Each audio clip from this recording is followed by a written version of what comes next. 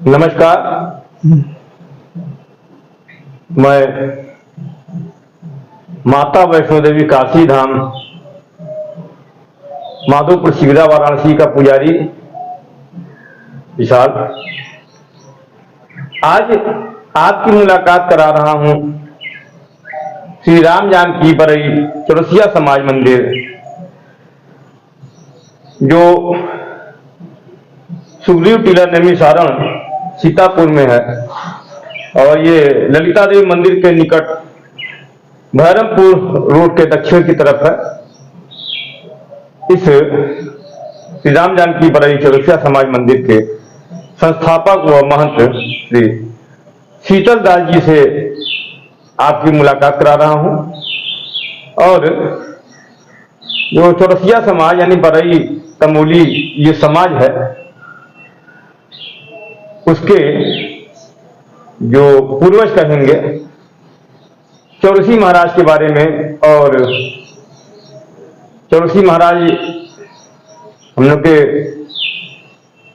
ऋषि मुनि थे, उनके विषय में आप लोग थोड़ा जानकारी देंगे, इसलिए आज मैं आया हूं श्री शीतल दास जी महाराज जी के पास। महाराज जी आपका हमारे चैनल में स्वागत है। नमस्कार। जो चौरसिया समाज है इसकी उत्पत्ति कैसे हुई, चौरसी मुनि जी के जो महान तप हैं थोड़ा उनके बारे में हमारे दर्शकों को जानकारी दीजिए। हमारे जितने भी संसार में सब सृष्टि का दिखाई दे रहा है ये हम सभी लोग कोई ना कोई ऋषि मुनि के ही संतान हैं। जैसे उसी प्रकार से यहाँ पर जो चौरसी मुनि नाम के मुनि थे, ऋषि थे, उन्हीं के संतान चौरसिया, नागवंशी, तमोली, बरई और इस प्रकार से हैं। तो सबसे प्रथम यहाँ पर चौरसी मुनि नैमिषारण्य में जब 88,000 ऋषि तप करने आए थे तो उसी में ये भी तप करते थे। तब इनका भी तपस्या बहुत कठिन हुआ, संभल हुआ। अब उसी दरम्यान में द्वापर में बाद में जब राजस्वी यज्ञ हो रहा था युधिष्ठिर महाराज जी का, तो उसमें पूजा में पान की आवश्यकता पड़ा, क्योंकि देवी देवताओं को बिना पान के पूजा स्वीकार नहीं होता है। फूल तुलसी के तो प्रधान माना जाता है पूजा में।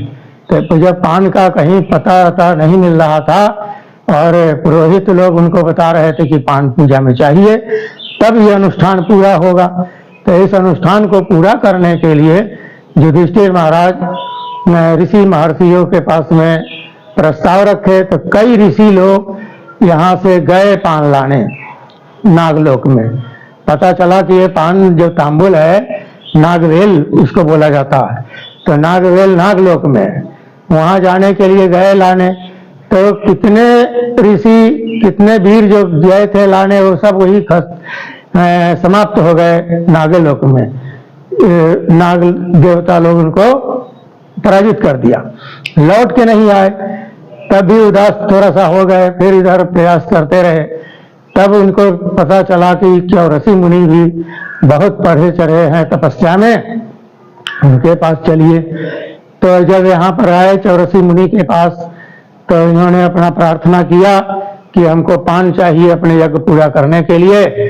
ऐसा कितने ऋषि गए तो लौट के आए नहीं। तो इस बात को सुन करके चौरसी मुनि ने उनके आग्रह को स्वीकार किया और नागलोक जाने को तैयार हो गए। नागलोक में गए, वहां अपने बुद्धि कौशल से तपस्या के बल प्रभाव से और उनसे जो नाग देवता थे उनको अपने अधीन कर लिए। उनसे प्रसन्न हो गए नाग देवता उनको वहां पर चौरसी मुनि के द्वारा। और उन्होंने बताया कि इसे प्रस्ताव क्या बात है, तो बताया कि हमको मृतलोक में पान चाहिए और इसके लिए हम आए हैं। तो नाग देवता बोले कि हम आपके बल पौरुष बुद्धि से प्रसन्न है और आपको पान बेल देंगे, लेकिन उसको सुरक्षित रखने के लिए हम अपने एक कन्या को भी आपको समर्पित करना चाहते हैं। तो कहे कि आपकी जैसी आज्ञा हो। तो नाग देवता ने अपनी एक कन्या, नाग कन्या बोलते हैं उसका नाम, नैना देवी भी कहीं कहीं बोलते हैं, तो उसको से उनका विवाह कर दिया और पान नाग बेल वहां से दिए और वो लेकर के आए और यहाँ पर उनका शादी ब्याह तो हो ही गया था। और उसमें जो पुत्र हुए उनके द्वारा, तो कोई कोई पुत्र जो उनके थे तो माता के प्रधानता को लेकर तो वो नागवंशी लिखने लगे अपने टाइटल के आगे, और जो पिता के प्रधानता दिया तो उनके से जो है सभी लोग चौरसिया होशिया लिखने लगे।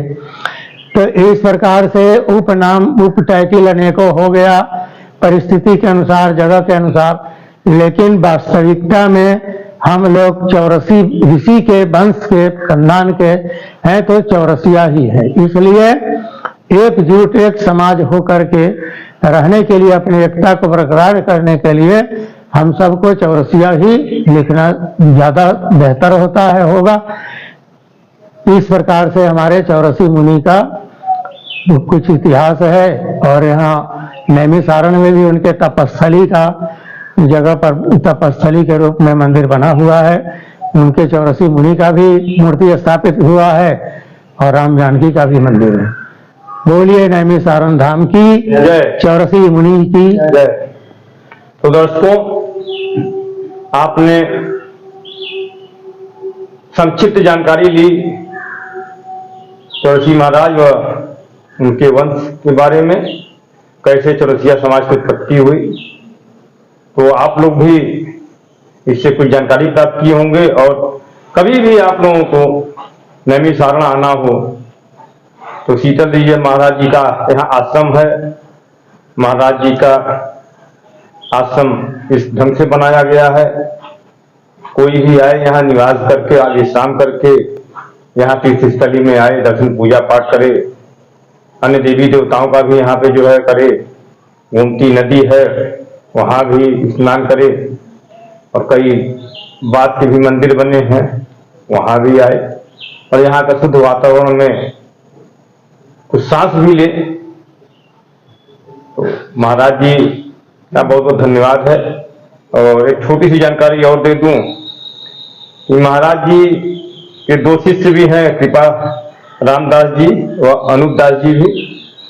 तो आप लोग को जब भी आना हो तो एक बार शीतल दास जी महाराज जी का भी संपर्क नंबर मैं आपको डिस्क्रिप्शन में दे दूंगा, कृपा राम जी अनूप दास का भी डिस्क्रिप्शन में नंबर दे दूंगा, उस पर संपर्क करके जरूर आइए और यहाँ आइए, जब तक पूजा पाठ कीजिए, हवन कीजिए, ईश्वर की कुछ कृपा लीजिए। बाकी जीवन तो पारिवारिक सांसारिक जीवन गृहस्थ आश्रम में बहुत जिम्मेदारियां होती हैं, उसी में आपको समय निकालना है और हमारा जितना प्रयास है हम कोशिश कर रहे हैं। आप सब लोगों को बहुत बहुत धन्यवाद। नमस्कार महाराज जी। साथियों, मेरा यह प्रयास है कि चौरसिया समाज के बारे में हमारे समाज के लोगों को जानकारी हो, अपने ऋषि मुनियों के बारे में जानकारी हो।